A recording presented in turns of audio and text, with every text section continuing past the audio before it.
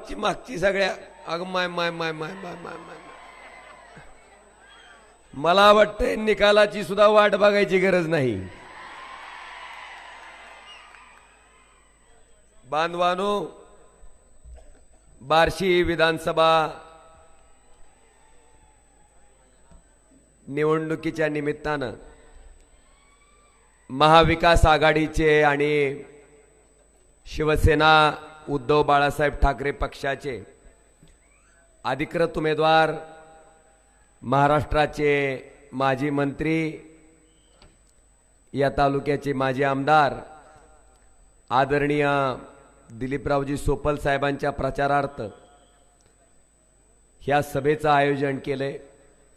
ह्या सभेला काही वेळातच महाराष्ट्राचे कुटुंब प्रमुख, आपले पक्षप्रमुख आदरणीय उद्धवजी ठाकरे साहेबांचं आगमन काही वेळातच या ठिकाणी होणार आहे. मी थोडा सर्व याचायला आलतो. व्यासपीठावरील उपस्थित असलेल्या सर्वच मान्यवरांची मी क्षमा मागतो आणि आपल्या सर्वांचा नामोल्लेख आदरणीय व्यासपीठ असा करतो. आणि व्यासपीठाच्या पुढे उपस्थित असलेले बार्शी भागातील सर्व वडीलधारी मंडळी, तरुण मित्र, जिथपर्यंत माझ्या माईकचा आवाज जातोय तिथपर्यंत घराघरातून ऐकणाऱ्या माझ्या माता भगिनी आणि बंधूंनो,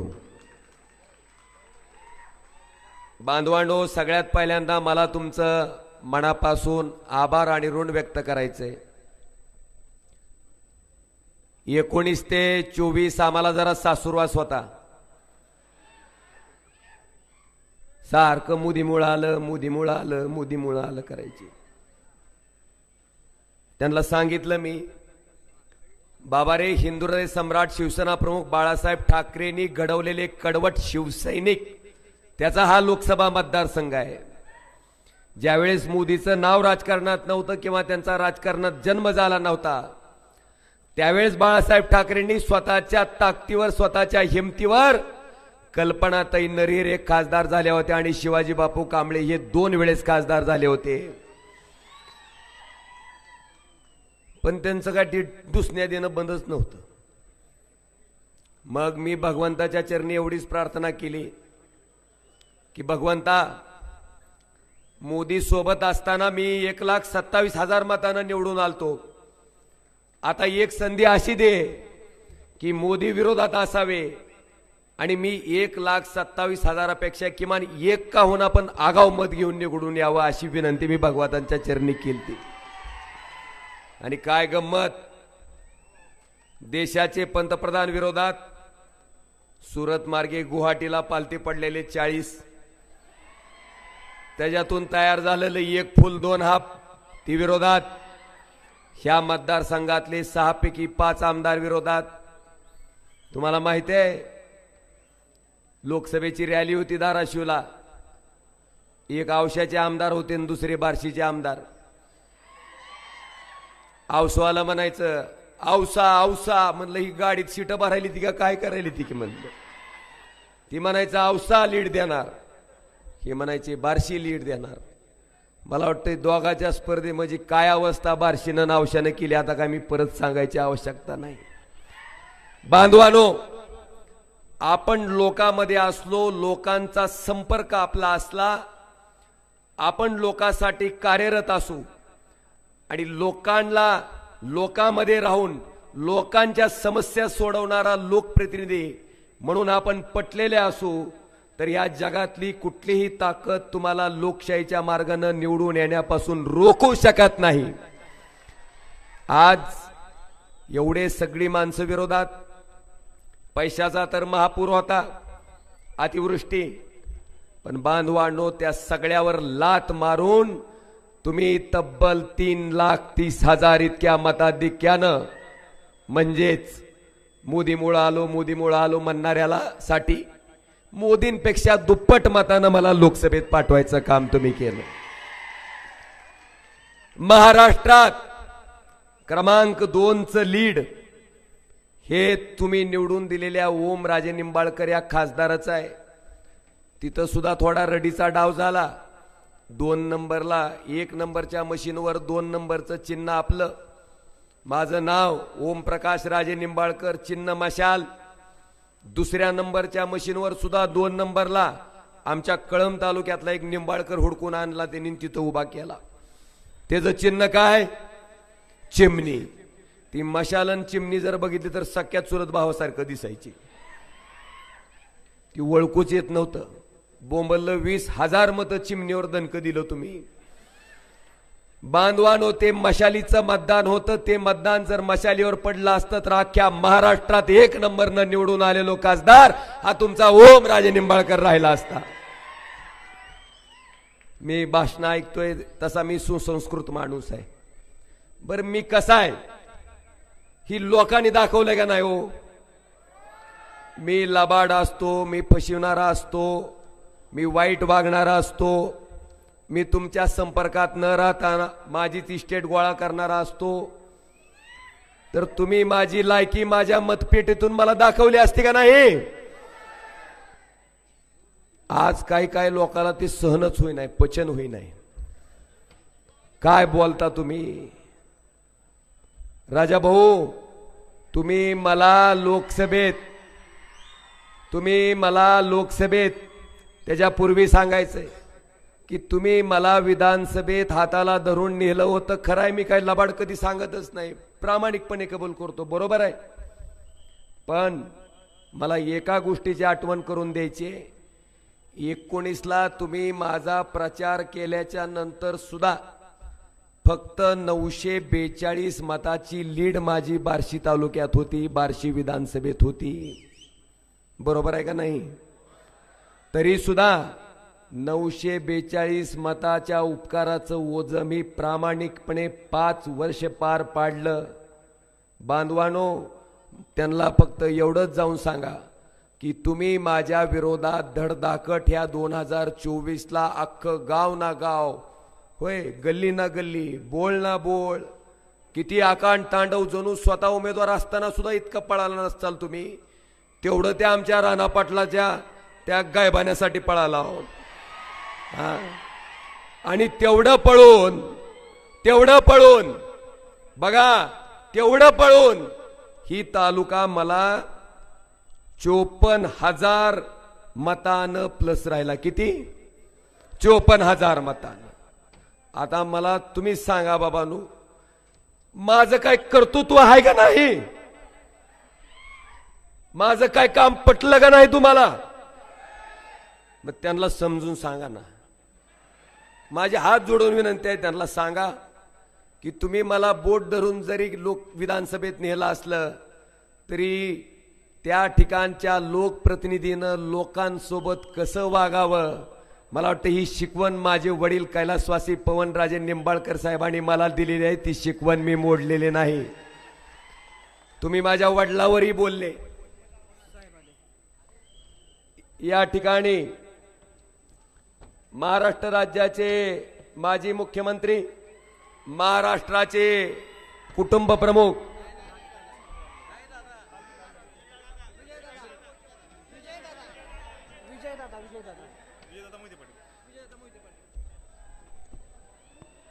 सोलापूर जिल्ह्याचे नेते आदरणीय विजयदादा मोहिते पाटील यांचं स्वागत.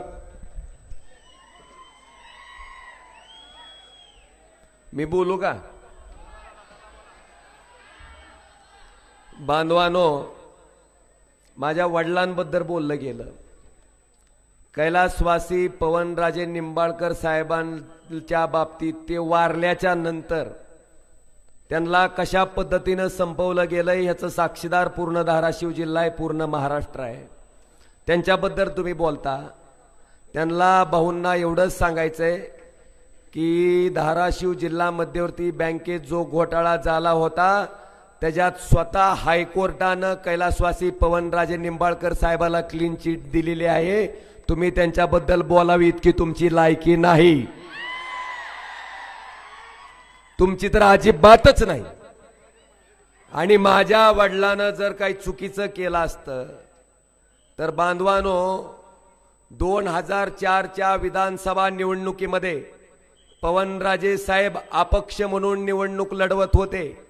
समोर डॉक्टर पद्मसिंह पाटील 40 वर्ष मंत्री राहिलेला माणूस एका पक्षाकडनं निवडणूक लढवत होता.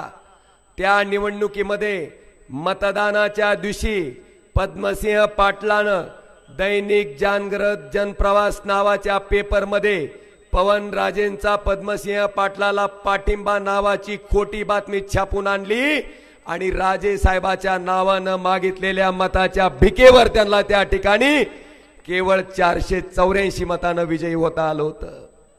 तीच गोष्ट तीच आडी पोटात ठेवून या ठिकाणी विजयदादांचं आगमन झालंय. टाळ्याच्या गजरात आपण सर्वांनी त्यांचं स्वागत करावं. बांधवानो, राजे साहेबांना संपवायचं पाप त्या ठिकाणी पद्मसिंह पाटलानं केलं. जर राजे साहेब चुकीचे असते तर मला वाटतं ही वेळ पद्मसिंह पाटलाला आली नसती. त्यांना जिवंत ठेवून जिवंत राहून लोकशाही मार्गाने लढायचं काम त्या ठिकाणी त्यांनी केलं असतं. आज बघतोय बरेच विषय आहेत. तुम्ही माझ्याकडे बघता, समोरच्या लोकांकडे पण बघता, कोण कसं वागतंय हाय का नाही हो. बार्शीत प्लॉटिंग करायची असली तरी तुम्हाला परमिशन काढावी लागते. बार्शीत तुम्हाला मुरमाची रॉयल्टी काढायची असली तरी तुम्हाला परमिशन काढावी लागते का नाही. ही मी सांगत नाही. आणि भाऊ, तुम्हाला मला सांगायचंय की तुम्ही फक्त एका विधानसभेतच काम केलं ह्या लोकसभेला, तर ती विधानसभा मला 54,000 प्लस आहे. किती? 54,000. आता मी काल परवा ऐकलं की म्हणले माझा करेक्ट कार्यक्रम करायचा आहे. तुमचं 20 तारखेचं वाढून ठेवलेलं बघा म्हणा आधी. आता तुम्ही एका मतदारसंघात फिरलाव तर 54,000 प्लस झाले. आख्या लोकसभेच्या 6 विधानसभेत जर फिरले तर किती हजारांना प्लस होईल हो. मला प्रचार तर करायची गरज पडू देता का नाही. तुम्ही त्याची काळजी करू नका. आणि लोकशाही आहे. लोकशाहीमध्ये कुठल्याही माणसाला कुठल्याही मतदारसंघात निवडणूक लढवायचा अधिकार आहे. माझं तर माझ्या प्रतिस्पर्ध्याला जाहीर आव्हान असते की मी माझ्या आयुष्यातले 24 तास सामान्य माणसासाठी देतो. तुम्ही सुद्धा तुमच्या आयुष्यातले 24 तास सामान्य माणसासाठी द्या. आणि फक्त एक दिवस नाही, 5 वर्ष 24 तास 365 दिवस अखंडपणे द्या. माझं चॅलेंज आहे. मग लोक सांगतील कोण खरं आहे कोण खोटं आहे. उग एक दिवस करून होत नसते, 1.5 दिवसात आणि कोल उसात. तिथं जातीचं लागतंय, येरागाबाळ्याचं काम नसतंय म्हणा भाऊ. हा, आणि आज बऱ्याच गोष्टी आहेत. आपण बघितलं असेल की या तालुक्यात जी दहशत माजवली गेलेली आहे, आपलं दहशतीचं लय वाकड आहे. मी बी आपला जीव असा हातावर ठेवून निघालेलो आहे. आपलं काहीच नाही. कोण म्हणतंय आमचं ह्याव आहे त्याव आहे. मला सांगा, आमच्याकडे जर बेनामी काळी प्रॉपर्टी असती तर जसे लोक स्वच्छ होण्यासाठी कमळाबाईच्या सावलीखाली गेले का नाही तो. आम्ही गेलो का? आम्ही प्रामाणिक आहेत, इमानदार आहेत आणि आम्ही काही चुकीचं केलं नाही. त्यामुळं कमळाबाईच्या ईडीची भीती आम्हाला नव्हती. म्हणून खुट्टा ठोकून या ठिकाणी ठामपणे उद्धवजी ठाकरे साहेबांच्या माग प्रामाणिकपणे उभं राहायचं काम ह्या ओमराजेने केलंय. भाऊ, तुमचा इतिहास माझा इतिहास बघा. मी कधीही माझ्या पक्षाशी बेमानी मी केली नाही. मी रात्रीतूनच घेतला झेंडा, लावला झेंडा, घेतला झेंडा, लावला झेंडा. नारायण राणे पासूनचा इतिहास आहे आपला. मी त्याच्यावर फार काही बोलू इच्छित नाही. तुम्हाला त्यांचाही इतिहास माहिती आहे, तुम्हाला ओमराजेचाही इतिहास माहिती आहे. आणि तुम्ही लोक ही योग्य पद्धतीचा निर्णय घेण्याच्या बाबतीत त्या ठिकाणी मोकळे असता. आज आपण बघितलं असेल की या ठिकाणी आदरणीय सोपल साहेब यांनी बऱ्याच वर्ष या मतदारसंघाचं नेतृत्व केलं. बांधवांनो, पण अशा पद्धतीचं दहशतीचं वातावरण होतं का हो? किशे शिवून जावं लागत होतं का? मोकळे ठेवून जाऊ शकत होता? काही भीती नव्हती. कुठलाही व्यवसाय करायला काही बंदी मला वाटतं आज काय तालुक्यात वातावरण आहे, मला वाटतं ह्याचं आत्मपरीक्षण ज्यांनी 5 वर्ष आमदार म्हणून काम केलं, ज्या पद्धतीची कार्यपद्धती तुम्ही राबवली, ज्याच्यामुळं ती म्हणतात ना ह्याच्यामुळं त्याच्यामुळं भस्मासुराला भस्म करायला दुसरं कुणी आलं नव्हतं, त्यानंच त्याच्या टोकऱ्यावर हात ठेवला आणि ती भस्म झालतं. तुम्हाला सांगतो तसं आम्ही तुमचं काहीच केलेलं नाही. तुमच्या वागण्यातनं तुमच्या 5 वर्षाच्या कार्यकाळाचा सगळा अभ्यास करण्यातनं लोकांनी त्या ठिकाणी ठरवलंय की योग्य कोण आहे, अयोग्य कोण आहे, आणि उद्याच्या 20 तारखेला त्याचा सुद्धा निर्णय लोक घेतल्याशिवाय त्या ठिकाणी राहणार नाही. आज मी बघितलं माझ्याबद्दल तिथं एक पाटील नावाचं कोणतरी व्यक्ती, आता पाटील नाव असणाऱ्यानं थोडा तरी स्वाभिमान शिल्लक ठेवावा की. आपण जर पाटील असल, आपल्या पाठीत जर कणा असल आणि आपल्यात जर थोडा जरी स्वाभिमान शिल्लक असल, तर मला वाटतंय आपल्या पाटील नावाला शोभल असा स्वाभिमानी बाणा आपण दाखवावा. त्या पाठीत कुठं हाड आहे का नाही शिल्लक, ह्याची सुद्धा अनुभूती समोरच्याला करून द्यावी. त्यामुळं माझ्यावर बोलण्याच्या आधी आपण स्वतःची परिस्थिती काय आहे ह्याचा जर गांभीर्याने अभ्यास केला आणि आपल्या स्वाभिमानाला काय चापट लागली त्या चापटीचा हिशोब आपल्या स्वाभिमानानं घ्यावा, एवढीच माझी कळकळीची विनंती आहे. बांधवानो, या ठिकाणी बघितलं असेल आपण, मराठा समाज लाखोच्या संख्येनं त्या ठिकाणी आरक्षण मिळावं म्हणून रस्त्यावर उतरला. एक सामान्य कुटुंबातला सामान्य माणूस आदरणीय मनोजदादा जरांगे त्यांच्या अंतर्वली सराटीच्या त्या आंदोलनावर लाठीचार्ज कुणी केला हो? कुणी केला? आपल्या आया बहिणीचे डोके फोडायचं काम त्या ठिकाणी झालं. त्याच्यानंतर हे आंदोलन पुढे आलं. एक सामान्य कुटुंबातला तरुण हे आंदोलन घेऊन पुढे जातोय म्हणल्याच्या नंतर शेकडो कोटीच्या संख्येनं मराठा समाज त्या माणसाच्या पाठीमागे उभा टाकला. काय मागणं आहे त्यांचं? की मराठा समाजाला आरक्षण मिळावं हे मागणं आहे. आपण लोकप्रतिनिधी म्हणून कुठलाही समाज कोट्यवधीच्या संख्येनं जेव्हा रस्त्यावर उतरतो त्या आंदोलनाचं सन्मान करणं मला वाटतं आपली जबाबदारी असती का नाही हो? असती का नाही? मग त्या आंदोलनाचा तुम्हाला ठीक आहे सन्मान करता येत नव्हता, मान्य, सन्मान करता येत नसेल तर निदान अपमान तरी करायचा नव्हता ना. त्या फडणवीस साहेबाचं असं झालंय, रत्नागिरीची 2-4 सांभाळली ती, बिस्किट टाकल तेवढंच करते ती, वाह वाह वाह वाह वाह वाह वाह वाह. मला वाटते तुम्ही सुद्धा मनोज दादाच्या बाबतीत जे शब्द उच्चारले, ज्या पद्धतीचे बेछूट आरोप मनोज दादावर केलेत, ती सुद्धा बिस्किटाचा परिणाम होता का ह्याचा शोध सुद्धा मला वाटतंय त्या ठिकाणी समाजातल्या समाज बांधवांना लावणं गरजेचं आहे. आणि तुम्हाला सांगतो, अशा पद्धतीचा मराठा समाजाच्या आंदोलनाचा ज्यांनी ज्यांनी अवमान केला त्या अवमान करणाऱ्याचा आता उद्याच्या 20 तारखेला आपण काय करणार आहेत? सुपडा सुपडा हा बिथरून गेले. मानसिकता ठीक राहिलेली नाही. पण मला एक सांगायचंय, ही सगळं कर्म असते, कर्माचं फळ असते.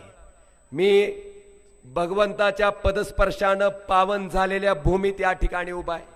बांधवानो, मी माझ्या आयुष्यातलं राजकारण करत असताना जी नैतिकता, जो साधेपणा, जी प्रामाणिकता मी माझ्या राजकीय जीवनात जपलेली आहे. माझं वरून भगवंत बघत असेल की हे पोरग कसं वागतंय, कशा पद्धतीनं सामान्य माणसासाठी झटतंय, आणि माझ्या पुढची जी लोक माझ्यावर अतिशय खालच्या पातळीची टीका करतात त्यांचंही वागणं मला वाटते भगवंत वरून बघत असेल. भगवंताच्या चरणी माझी एवढीच प्रार्थना आहे की भगवंता, जे माणूस चुकीचं वागतंय त्याच्याकडे तू बघून घे, कर्माचा हिशोब तू लाव. ज्याचं कर्म चांगलं असेल त्याला यश दे, ज्याचं कर्म वाईट असेल त्याला तुझ्या दरबारात शिक्षा दे. एवढंच म्हणणं मला या सभेच्या निमित्तानं या ठिकाणी आपल्या सगळ्याच्या समोर मांडायचंय. आज बघतोय काही लोक तर बार्शी तालुक्यात ह्याच मतदारसंघात नाही, मी 5-6 मतदारसंघात फिरतोय. कोण म्हणतंय 2000 कोटी रुपये आणले, कोण म्हणतंय 4000 कोटी आणले. आपल्याकडे किती आहेत? आपल्याकडे 4000 आहेत का? 4000. आता मी सोपल साहेब बरंच दिवस झाला आता रस्त्यानं प्रवास करतोय प्रचाराच्या निमित्तानं. करत असताना सारखी गाडी अशी करायली, कमळाबाई कमळाबाई कमळाबाई कमळाबाई. मी ड्रायव्हरला विचारलं, म्हणलं असं का करते रे म्हणलं गाडी. दादा म्हणला गाडीची चूक नाही म्हणला, त्या 4000 कोटीचा विकास त्या गर्दाडात जी गेलाय का, त्या गर्दाडातून खाली टायरला सारखं दणकं देत आहे म्हणलं, ती गाडी सारखी कमळाबाई कमळाबाई कमळाबाई कमळाबाई कमळाबाई करते. काय अवस्था आहे विकास कामाची आपण बघतोय. बांधवानो, माझ्यावर विचारलं जातंय तुम्ही काय केलं. आता मला सांगा, प्रधानमंत्री ग्राम सडक योजना ही कुणाची आहे हो? केंद्र सरकारची आहे. पण आपण नारळ फोड्या कार्यक्रम करत नाही का? अरे तुम्ही खासदार केलं म्हणून मला अधिकार आला. मी जर माझ्या गोर्धनवाडीची जमीन विकून जर काय काम केलं असेल तर त्याचं नारळ फोडावून लोकांना आणून सांगावं एवढ्या कोटीचा विकास मी केला. अरे तुम्ही मला मतदान टाकून खासदारच केलं नसतं तरी विकास काय आवाळातून ताणला असता का मी? बांधवानो, ओम राजे लोकप्रतिनिधी म्हणून तुम्ही मला मतदान टाकलं. तुम्ही जीएसटीचे पैसे भरता, टॅक्सचे पैसे भरता, तुमच्या कष्टाचे पैसे तुम्ही मला मतदान टाकून आमदार केलं, खासदार केलं, म्हणून तुमचे पैसे तुमच्यासाठी खर्च करायचा अधिकार तुमच्या माध्यमातून मला मिळालाय. मला वाटतं हे काम करत असताना मी कर्तव्य म्हणून करतो, उपकार म्हणून करत नाही. जे कोण उपकार म्हणून करत असतील त्यांना त्यांचे उपकार लखलाभ. ओम राजे कायम कर्तव्य म्हणून त्या ठिकाणी काम करत आलाय आणि कर्तव्य म्हणूनच त्या ठिकाणी पुढच्या काळात सुद्धा करणार आहे. बांधवानो, लोकसभेच्या निवडणुकीत मी काय तुम्हाला पैसे देऊ शकलो का हो? का तुम्हाला दाब दिला? तुम्ही कोणाचं स्टेटस टाकलं की तुम्हाला फोन आला का माझा? कशाच्या जीवावर केलं आपण हे सगळं? मला वाटते निखळ आणि निर्वयाज प्रेमाच्या जीवावर बांधवानो मला तुम्ही 54,000 मताचं मताधिक्य त्या ठिकाणी दिलंय. ज्याच्या डोक्यात प्रकाश पडत नसल त्यांना कृपा करून सांगा. लोक दहशतीनं, लोक दाब देऊन, लोक अडवणूक करून, लोकांवर खोटे गुन्हे दाखल करून लोक आपलीशी करता येत नाही. लोकांना प्रेम, माया आणि त्या ठिकाणी प्रामाणिक काम लावून जिंकावं लागतं. तेवढं जर तुम्ही केलं तर निश्चितपणे अशा पद्धतीची परिस्थिती तुम्हाला कधी भविष्यात येणार नाही. आज असंख्य विषय आहेत, बरेच गोष्टी आहेत. मला फक्त आज आवर्जून या कार्यक्रमाच्या निमित्तानं एवढंच विनंती करायची, या सभेच्या निमित्तानं एवढंच विनंती करायची आहे की उद्याच्या किती तारखेला? 19 का? जागे हो. 20 तारखेला मतदान आहे आपलं. आता इथं सुद्धा घोळ घातलाय बर का, रडीचा डाव इथं सुद्धा खेळला जातोय. आता इथं 1 नंबरची मशीन आहे, जी मशीन पूर्ण भरलेली आहे. त्या मशीनचं आपलं चिन्ह कितव्या नंबरला आहे? कितव्या नंबरला आहे? कितव्या नंबरला आहे? व्यवस्थित. आता तुम्हाला काय झालंय? सोयाबीनचा भाव पडल्यामुळे तुम्ही गेला कातावून. तुम्हाला असं वाटतं की कवाच जाईन बटन दाबीन, असं वाटतंय का नाही? लय जोशात जाऊन तुम्ही बटन दाबता. आता जाताना शांततेत जावा. मला बरं झालं सोयाबीनच्या भावावरून आठवलं. भाई और बहिनो, केवढ्याला ऐकायला सोयाबीन आता? 4,000. मग 11,000 रुपये क्विंटलचं सोयाबीन 4,000 रुपयानं इकायला. भाई और बहनों, आपकी निश्चिती हुई क्या नहीं हुई? बघा बघा बघा, बहुत हुई म्हणायला लागले. काही लोक लोकसभेच्या प्रचारात म्हणायचे कांद्याचा भाव महत्वाचा नाही होय, सोयाबीनचा भाव महत्वाचा नाही, काय महत्वाचा आहे? काय महत्वाचं आहे? देशप्रेम. म्हणजे सगळं तुमच्या सोयीनंच का? म्हणजे तुमच्या तोंडातून ही वाक्य म्हणजे एखाद्या पूर्ण व्यसनाधीन माणसानं येऊन गावात दारू किती वाईट असते ह्याच्यावर व्याख्यान दिल्यासारखं नाही का? सांगा बरं मला. काय बोलता बांधवानो? सोयाबीनची ती अवस्था आहे. मोदी साहेबाचं आपल्यावर किती प्रेम आहे माहिती आहे का तुम्हाला? कांदा निर्यातीला परवानगी मिळाली, पण कोणत्या कांद्याला? लाल कांद्याला नाही, पांढऱ्या कांद्याला. का? पांढरा कांदा गुजरातला होतो, त्या कांद्याला परवानगी, लाल कांद्याला परवानगी नाही. बांधवानो, मोदी साहेब आता येऊन प्रचार करतेत. मी आपला साधा खासदार आहे. आपल्यात काय खासदाराचं तर दिसतंय का? खालच्या कडं बसून पोलीस सुद्धा बाहेर अडवायला होतो मला. इथं म्हणलं कुठं चालला म्हणलं तुम्ही?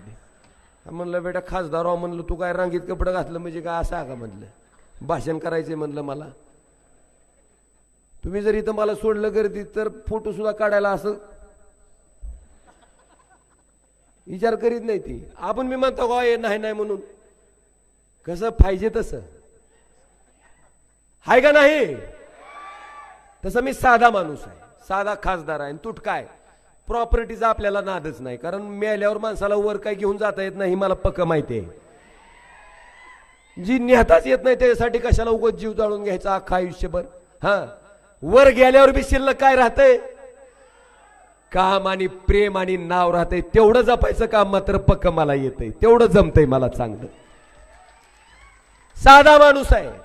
मोदी साहेबाला मला विचारायचंय की ह्या महाराष्ट्राला 2 लाख पोरांना रोजगार देणारा वेदांता फॉक्सकॉन नावाचा प्रकल्प पुण्याला येणार होता. मोदी साहेब, तुम्ही भारत देशाचे पंतप्रधान आहात का गुजरातचे आहात? तुम्ही आमच्या 2 लाख पोरांच्या प्रपंचात चुलीत पाणी वतून प्रकल्प कुठे नेला? गुजरात. मला तुम्हाला प्रश्न विचारायचा आहे. 2 लाख प्रपंच त्या ठिकाणी त्या प्रकल्पावर चालले असते. हा प्रकल्प जात असताना हितले मुख्यमंत्री, 2 हाफ मुख्यमंत्री, ह्या तिघापैकी एक तरी मोदीला बोलू शकते का हो? ही सगळी त्यांच्या ताटाखालची मांजर आहेत. नुसतं ताट आपटेल की ही धुमधडक 3 ठिकाणी पळून जाते. ही त्याला विचारू शकत नाहीत. त्यांना जाब विचारणार नेतृत्व पाहिजे असेल तर त्या ठिकाणी कुटुंब प्रमुख उद्धवजी ठाकरे साहेबांसारखंच नेतृत्व पाहिजे, जे मोदीच्या डोळ्यात डोळे घालून विचारतील की आमच्या महाराष्ट्राचे प्रकल्प आम्ही तुम्हाला गुजरातला नेऊ दिले जाणार नाहीत. बांधवानो, आता सध्या एकच योजना चालू आहे, 2 महिने झाले. कोणची हो? लाडकी बहीण. बघा, ही बहीण कवा आठवली हो सरकारला? लोकसभेचा निब्बर रुमन पाटाडात बसल्यावर कोण आठवलंय? तवर बहीण लाडकी नव्हती. मी एकनाथ शिंदे साहेबाचा जाहीर सत्कार केला असता इथं आणून. का? तुम्ही जर मुख्यमंत्री झालेल्या दिवशी माझ्या लाडक्या बहिणीला 1,500 रुपये द्यायला चालू केले असते तर हिथं आणून तुमचा सत्कार केला असता. वार गबरू लाडकी बहीण म्हणणारा. तुम्ही कधी चालू केलं? कधी चालू केलं? निब्बार रुमन तुमच्या पाटाडात बसल्यावर तुमची खुर्ची लाडकी आता वाचत नाही, म्हणून लाडकी खुर्ची वाचवण्यासाठी आणलेली ही योजना आहे.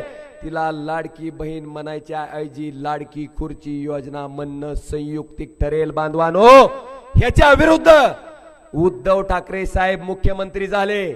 7च मंत्री मंत्रिमंडळात होते आणि 7 मंत्री मंत्रिमंडळात असताना उद्धव साहेबांनी ह्या महाराष्ट्रातल्या शेतकऱ्याचं 2 लाख रुपयाचं कर्ज सरसगट माफ करायचा निर्णय त्या ठिकाणी घेतला का नाही? त्याची जाहिरात केली, त्याचा मेळावा घेतला. तेव्हा कुठली निवडणूक होती? मला वाटते प्रामाणिकपणे काम करणारं नेतृत्व उद्धवजी ठाकरे साहेबांचं आहे. आणि पाठीत रूम न बसल्यावर कामापुरता मामान ताकापुरती आजी म्हणणार हे आताचं माहितीचं सरकार आहे. तुम्ही ठरवा की यांचा हिशोब कसा करायचा आहे. आता मला आपल्याला सगळ्या फोन येते का नाही, लाडक्या बहिणीचे 1,500 आले का? अरे पण लाडक्या दादीचे 75,000 सोयाबीनचा भाव पाडून जी नीटनीटकं केलंय त्या दाजीचं बघा की म्हणावं. हानलेत 75,000 आणि देता 1,500 आणि पुन्हा बिनलाजाने विचारता आले का? फोन मधून जर मारायची सोय असती तर शेतकऱ्याने एका झपक्यात रुमनं हाणला असतं राव त्याला फेकून भिगारून. पण बांधवानो, त्यांच्या सुद्धा पुंगीत खडा टाकायचं काम आता महाविकास आघाडीनं केलंय. महाविकास आघाडीचं सरकार आल्या आल्या लाडक्या बहिणीचं मानधन 1,500 3,000 रुपये महिना त्या ठिकाणी दिलं जाणार आहे. हे सुद्धा मला या सभेच्या माध्यमातून सांगायचं आहे. दुसरं, महाविकास आघाडीचं सरकार आलेल्या दिवशी त्या ठिकाणी 3 लाख रुपयापर्यंतची महाराष्ट्रातल्या सर्व शेतकऱ्याची कर्जमाफी सरसकट करायचा निर्णय सुद्धा महाविकास आघाडीचं सरकार बसल्या बसल्या पहिल्या कॅबिनेटला त्या ठिकाणी घेणार आहे. आपण बघता ती एक कार्ड घेऊन जाता को नाही 5 लाखाचं आजारी पडल्यावर, ती घेऊन गेलं दवाखान्यावाला म्हणते ही स्कीम आमच्या हॉस्पिटलला नाही, पुढच्याला जा. मग तुम्ही पुढच्या हॉस्पिटलला, मग ती म्हणते तुमचा आजार कोणचा आहे? अरे हे आजार बसत नाही की म्हणले ह्याच्यात, बसत नाही म्हणले सरकारच्या ह्याच्यात. तुमचं ऑपरेशन हे बसत नाही, बसत नाही. मग ती 5 लाखाचं कारण काय टकोऱ्यात आणायचं का आपल्या का डॉक्टरच्या का सरकारच्या? हा बांधवानो, हे आहे का नाही असं? ह्याचीच दक्षता घेऊन महाविकास आघाडीच्या सरकारनं प्रत्येक माणसाचा 25 लाख रुपयाचा विमा त्या ठिकाणी उतरवायचा निर्णय घेतलाय आरोग्याचा, ज्याच्या माध्यमातून तुम्हाला 1 पैसाही त्या ठिकाणी द्यावा लागणार नाही. बांधवांनो, आज असंख्य विषय आहेत, अनेक गोष्टी आहेत.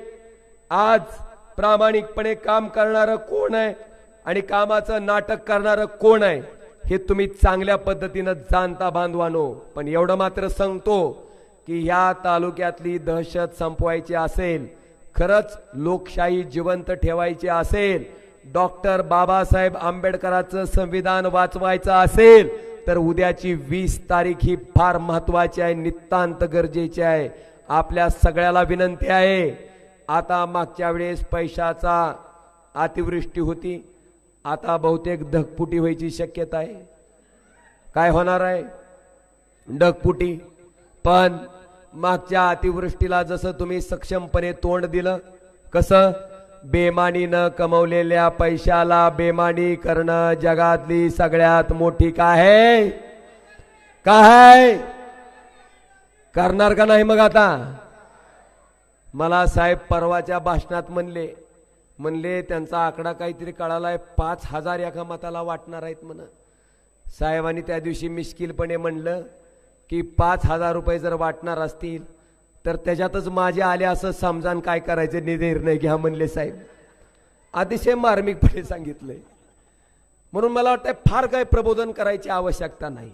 माझी विनंती आहे की उद्याच्या 20 तारखेला ज्या पद्धतीनं ह्या ओमराजेला आपण 54,000 मताचं मताधिक्य देऊन त्या ठिकाणी महाराष्ट्रात रेकॉर्ड घडवला होता, त्याच पद्धतीनं ही दहशत गाडण्यासाठी, ही झुंडशाही गाडण्यासाठी त्याच्यापेक्षा 1 का होना आगाऊ मत सोपल साहेबाच्या मशालीच्या पुढचं बटन दाबून तुम्ही सोपल साहेबांना महाराष्ट्राच्या विधानसभेत सर्वाधिक मतानं निवडून येणारा आमदार म्हणून पाठवा, एवढी कळकळीची विनंती करतो आणि आपली सगळ्यांची रजा घेतो. धन्यवाद. जय हिंद, जय महाराष्ट्र.